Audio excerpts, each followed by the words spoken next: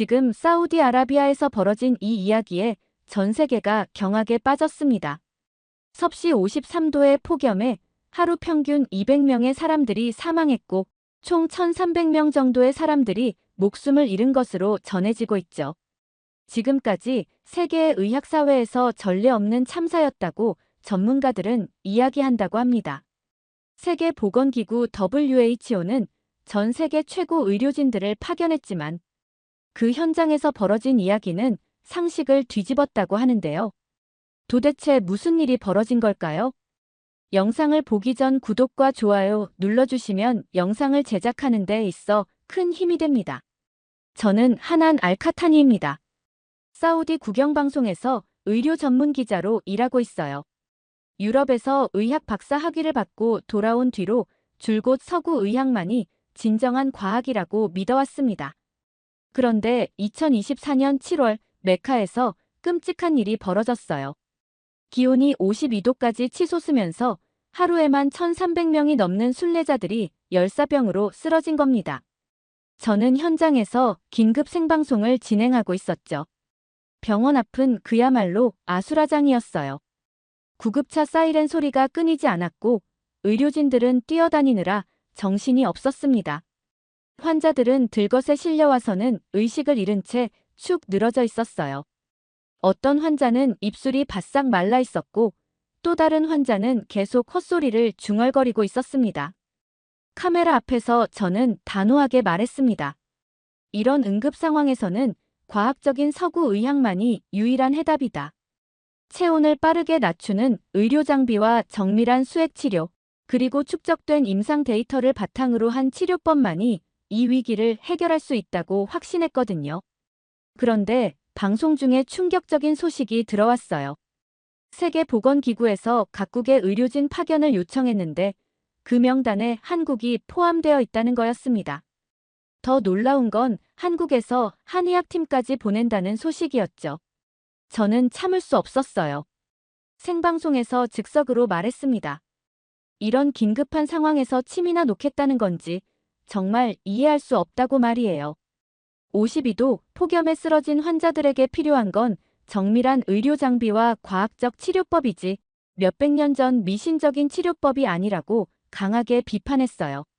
시청자들의 반응은 즉시 나타났습니다. 댓글창이 뜨거워졌죠.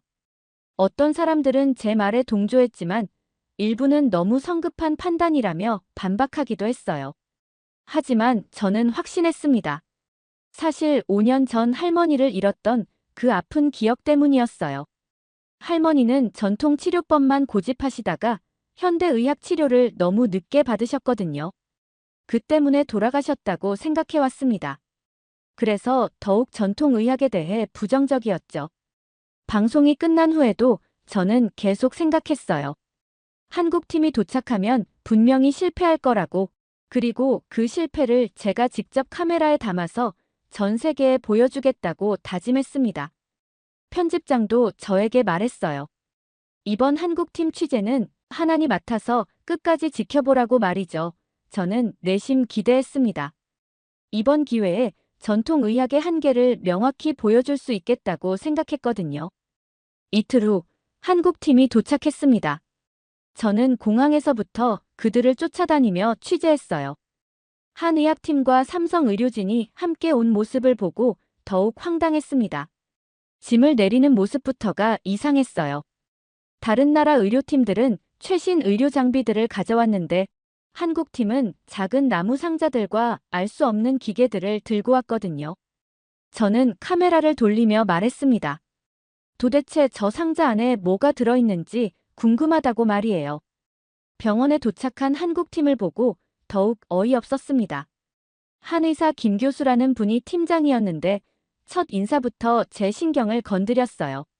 환자들을 보기도 전에 병동 환경부터 살펴보겠다고 하더군요. 저는 생방송에서 비꼬듯 말했습니다. 환자는 죽어가고 있는데 환경부터 본다니 이게 과연 의료진의 자세인지 의문스럽다고 말이에요.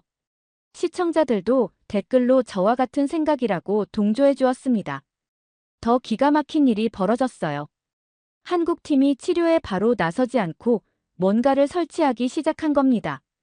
삼성에서 온 엔지니어들이 커다란 기계를 들여와서 조립하고 있었어요. 한 의사들은 그 옆에서 작은 상자들을 열어 뭔가를 정리하고 있었습니다. 저는 참을 수 없어서 김 교수에게 직접 물어봤어요. 지금 환자들이 응급 상황인데 왜 기계 설치부터 하냐고 말이죠. 김 교수는 차분하게 대답했습니다. 제대로 된 치료를 위해서는 준비가 필요하다고, 급하다고 해서 잘못 치료하면 더 위험하다고 하더군요. 저는 생방송에서 말했습니다. 이건 분명히 쇼를 위한 거라고, 카메라 앞에서 뭔가 대단해 보이려고 하는 것 같다고 말이에요. 독일 팀이나 미국 팀은 도착하자마자 환자 치료에 바로 들어갔는데 한국 팀만 이상하게 행동하고 있다고 비판했어요.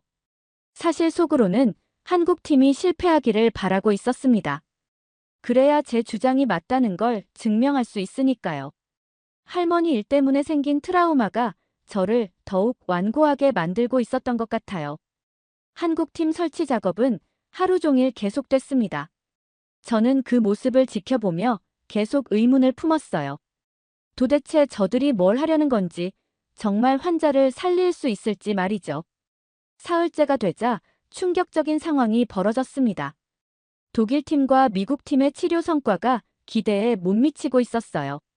최신 의료 장비와 검증된 치료법으로도 환자들의 상태가 좀처럼 나아지지 않았습니다. 저는 독일 팀 책임자인 하트만 박사와 인터뷰를 했어요. 그는 솔직하게 말했습니다. 사우디의 극한 폭염 상황이 예상보다 훨씬 심각하다고, 기존 치료법으로는 한계가 있다고 인정하더군요. 미국 팀도 마찬가지였습니다. 체온을 낮추는 데는 성공했지만 환자들의 전체적인 회복 속도가 너무 느렸어요. 일부 환자들은 체온이 정상으로 돌아왔음에도 의식을 회복하지 못하고 있었습니다. 그런데 이상한 일이 벌어졌어요. 한국 병동만 유독 조용했던 겁니다. 다른 병동에서는 의료진들이 바쁘게 뛰어다니고 환자 가족들이 울음소리를 내고 있었는데 한국 병동은 마치 다른 세상 같았어요. 저는 의심스러웠습니다. 생방송에서 말했죠. 아마 한국 팀에게는 경증 환자들만 배정됐을 거라고, 그래서 조용한 거라고 추측했어요. 시청자들도 그럴 것 같다는 댓글을 달았습니다. 하지만 병원 관계자에게 확인해보니 충격적인 사실을 알았어요. 한국 팀에게 배정된 환자들이 오히려 중증 환자가 더 많았다는 겁니다. 체온이 45도 이상 올라간 위험한 환자들이 대부분이었어요. 저는 당황했습니다. 그럼 도대체 왜 한국 병동만 저렇게 조용한 건지 이해할 수 없었거든요. 카메라맨과 함께 한국 병동 근처를 지나가면서 몰래 살펴봤어요. 정말 이상했습니다. 환자들이 대부분 안정된 상태로 누워 있었고 보호자들도 차분한 모습이었어요.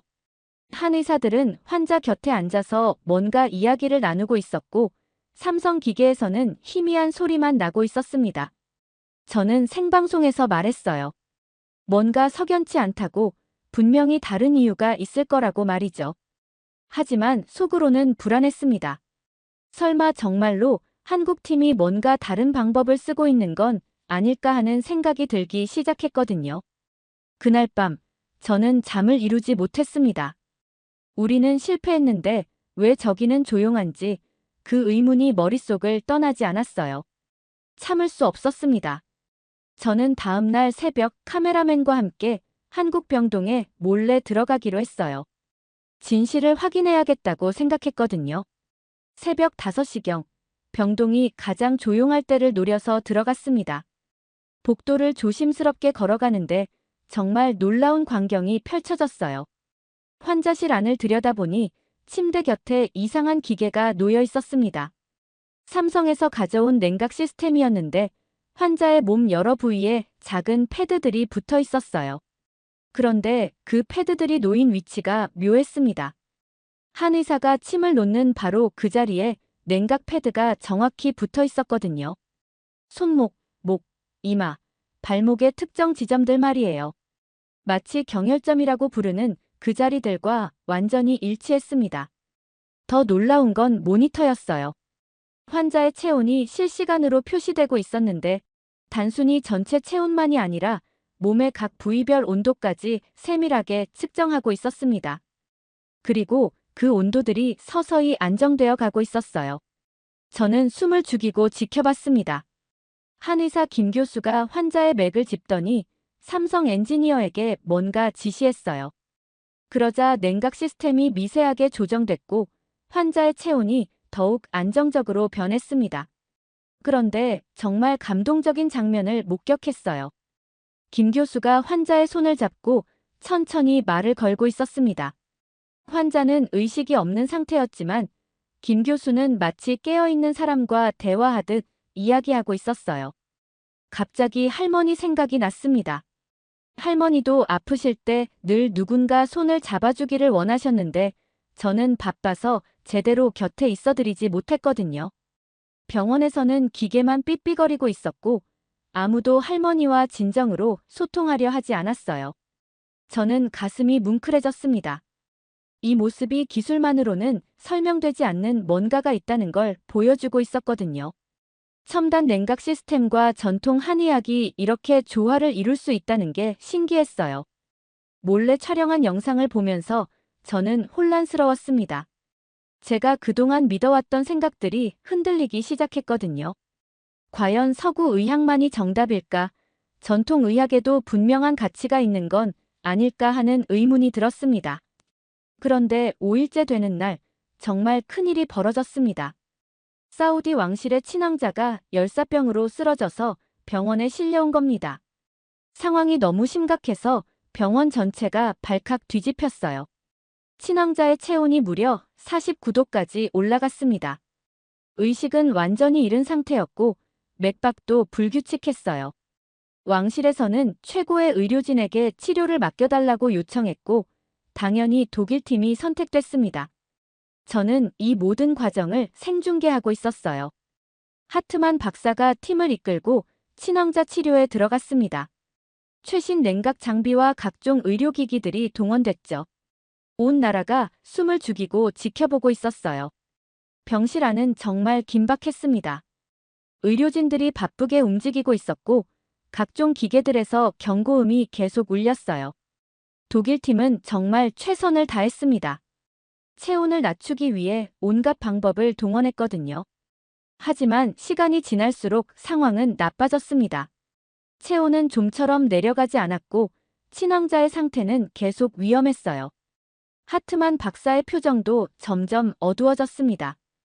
왕실 가족들은 복도에서 기도하고 있었어요. 6시간이 지났을 때 정말 절망적인 순간이 왔어요. 친왕자의 생체 신호가 급격히 떨어지기 시작한 겁니다.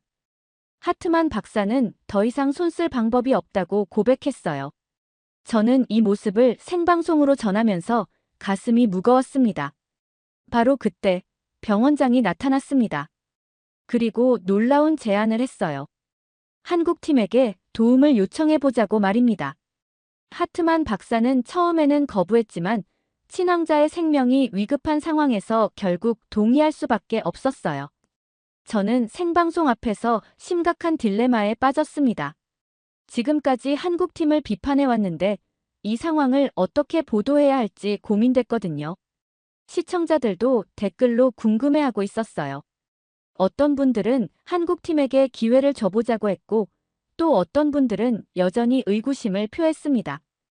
김 교수가 친왕자를 살펴보더니 삼성팀에게 즉시 냉각 시스템을 준비하라고 지시했습니다. 그리고는 작은 침 상자를 꺼내들었어요. 저는 카메라 앞에서 떨리는 목소리로 말했습니다.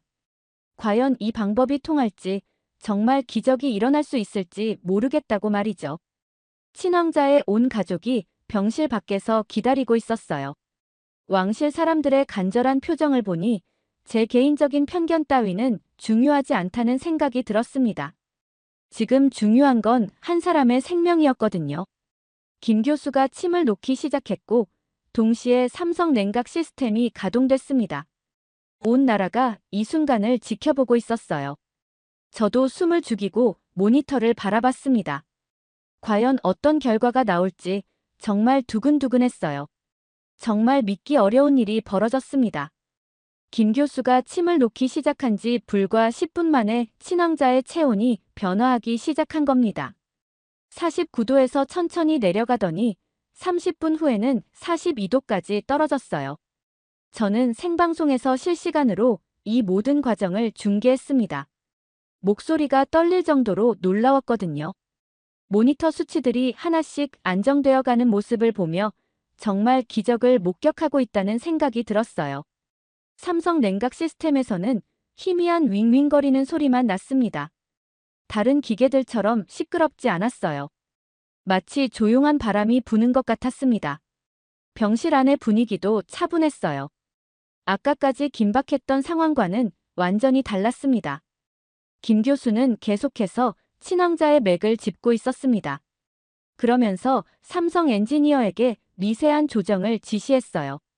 냉각 패드의 온도를 0.5도씩 조절하거나 특정 부위의 압력을 바꾸는 시기였습니다. 정말 세밀한 작업이었어요. 독일팀 의료진들도 놀란 표정으로 지켜보고 있었습니다. 하트만 박사는 모니터를 유심히 살펴보더니 이해할 수 없다는 듯한 표정을 지었어요. 분명히 몇 시간 전까지만 해도 위험했던 환자가 이렇게 빨리 안정되고 있다니 말이에요. 정말 놀라운 건 1시간 후였어요. 친왕자가 눈을 뜨기 시작한 겁니다. 아직 완전히 의식을 회복한 건 아니었지만 분명히 반응을 보이고 있었어요. 가족들이 눈물을 흘리기 시작했습니다. 왕비께서는 김 교수의 손을 잡고 계속 고맙다고 말씀하셨어요. 저는 카메라 앞에서 말했어요. 지금 정말 기적 같은 일이 벌어지고 있다고 제가 직접 목격하고 있지만 믿기 어렵다고 말입니다. 시청자들의 댓글도 폭주하고 있었어요. 모두들 놀라워하고 있었습니다.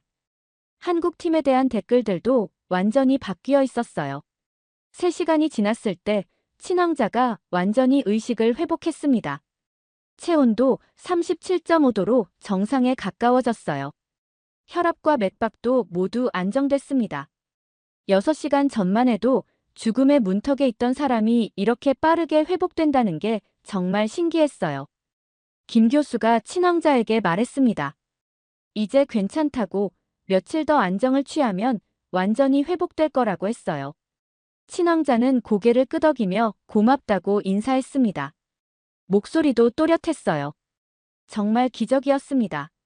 저는 그 순간 깨달았어요. 이건 단순히 기술의 승리가 아니라는 걸 말입니다. 김 교수가 환자를 대하는 마음가짐, 세심한 관찰, 그리고 첨단 기술이 하나로 합쳐진 결과였거든요. 한국팀이 보여준 건 의술이 아니라 진정한 치유였어요. 방송이 끝난 후 저는 혼자 있으면서 많은 생각을 했습니다. 비밀은 기술과 마음이 하나 되는 것이라는 김 교수의 말이 계속 머릿속에 맴돌았어요. 제가 그동안 얼마나 편견에 사로잡혀 있었는지 반성하게 됐습니다. 그날 밤 저는 잠을 이룰 수 없었습니다. 친왕자의 기적적인 회복을 직접 목격한 후 제 마음속에서 뭔가 큰 변화가 일어나고 있었거든요. 할머니 생각이 계속 났어요. 그분이 마지막에 제게 하신 말씀이 떠올랐습니다. 할머니는 돌아가시기 전에 말씀하셨어요. 하난, 세상에는 내가 모르는 것들이 참 많단다라고 하셨거든요. 그때는 이해하지 못했는데 이제야 그 의미를 알 것 같았습니다. 다음 날 생방송에서 저는 용기를 냈습니다. 시청자들에게 솔직하게 말씀드리겠다고 했어요. 그동안 제가 한국 전통의학에 대해 가지고 있던 편견이 얼마나 잘못된 것이었는지 인정하겠다고 말입니다. 할머니 이야기를 꺼냈어요. 5년 전 할머니가 돌아가셨을 때 저는 전통치료법 때문이라고 생각했다고 말입니다. 하지만 지금 생각해보니 정말 문제는 현대의학과 전통, 의학 사이의 소통 부족이었을 수도 있겠다는 생각이 든다고 했어요. 저는 카메라를 바라보며 말했습니다. 할머니, 정말 죄송합니다라고 했어요. 그러면서 눈물이 나기 시작했습니다. 제가 너무 성급하게 판단했고 편견에 사로잡혀서 진실을 보지 못했다고 고백했어요. 시청자들의 반응은 즉시 나타났습니다. 댓글창에는 저를 이해한다는 글들이 올라왔어요. 누구나 실수할 수 있고 중요한 건 그 실수를 인정하고 배우려는 자세라고 격려해주는 분들이 많았습니다. 한한 기자가 진실한 기자라는 댓글들도 많이 올라왔어요. 그 이후로 저는 한국 전통의학에 대해 제대로 공부하기 시작했어요.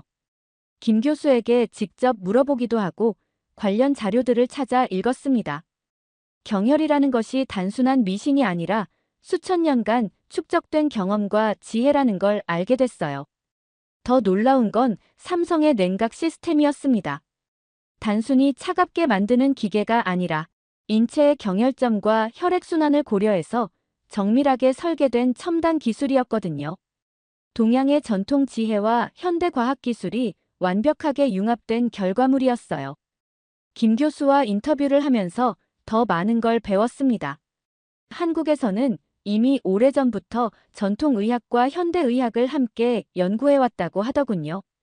대학 병원에서도 한의학과 양의학이 협력하는 경우가 많다고 했어요.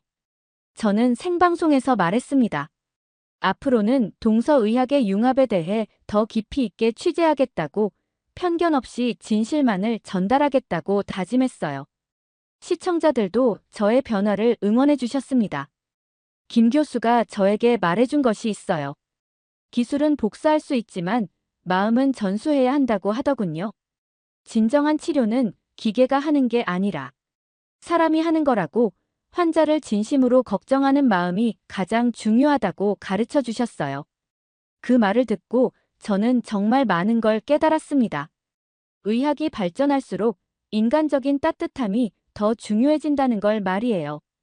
한국팀이 보여준 건 바로 그런 모습이었습니다. 친왕자의 회복 소식이 전해지자 사우디 전체가 들썩였습니다. 왕실에서는 즉시 한국의 융합의학 시스템 도입을 검토하기 시작했어요. 보건부 장관이 직접 나서서 김 교수와 삼성팀과 협의에 들어갔습니다. 저는 이 모든 과정을 취재하면서 정말 감격스러웠어요. 불과 일주일 전만 해도 비판했던 한국팀이 이제는 우리나라 의료계의 희망이 되어 있었거든요. 다른 중동 국가들에서도 관심을 보이기 시작했습니다. 세계보건기구에서도 놀라운 발표를 했어요. 한국의 동서 융합 의료 모델을 글로벌 표준으로 검토하겠다고 한 겁니다. 전통의학과 현대의학, 그리고 첨단 기술이 결합된 이 시스템이 앞으로 세계 의료계의 새로운 패러다임이 될 수 있다고 평가했어요. 더 놀라운 소식도 있었습니다. 유럽연합에서 한국팀을 초청해서 의료 시스템을 벤치마킹하고 싶다고 연락해왔다는 거예요. 독일, 프랑스, 이탈리아 등 유럽 주요 국가들이 모두 관심을 보이고 있었습니다. 저는 특별 프로그램을 기획했습니다. 동서의학 융합에 대한 심층 다큐멘터리였어요. 한국에서 이런 기술이 어떻게 개발됐는지, 전통 한의학이 어떻게 현대과학과 만날 수 있었는지 자세히 다뤘습니다. 시청률이 역대 최고를 기록했어요. 방송국에서도 제 변화를 높이 평가해 주셨어요. 편집장이 저를 의료 전문 프로그램 진행자로 발탁해 주셨습니다. 앞으로는 편견 없는 의료 정보를 전달하는 것이 제 새로운 사명이 되었어요. 한국팀이 떠나는 날, 저는 공항까지 배웅을 갔습니다. 김 교수에게 정말 고맙다고 인사드렸어요. 저에게 진정한 의학이 무엇인지 가르쳐 주셨다고 말씀드렸습니다. 단순히 병을 고치는 게 아니라 사람을 치유하는 것이라는 걸 배웠다고 했어요. 김 교수는 미소를 지으며 말씀하셨어요. 한한 씨가 진실을 받아들일 용기를 보여줘서 고맙다고, 그런 자세야말로 진정한 기자의 모습이라고 격려해 주셨습니다. 그리고 언제든지 한국에 오면 환영하겠다고 하셨어요. 삼성 팀장도 제게 말해주었습니다. 앞으로 중동 지역에 더 많은 의료 기술을 보급할 계획이라고, 그때 저와 함께 일할 수 있으면 좋겠다고 하더군요. 정말 영광스러운 제안이었어요. 그 후 6개월이 지났습니다. 사우디 전역에 한국식 융합 의료 시스템이 도입됐고 의료 사고율이 현저히 줄어들었어요.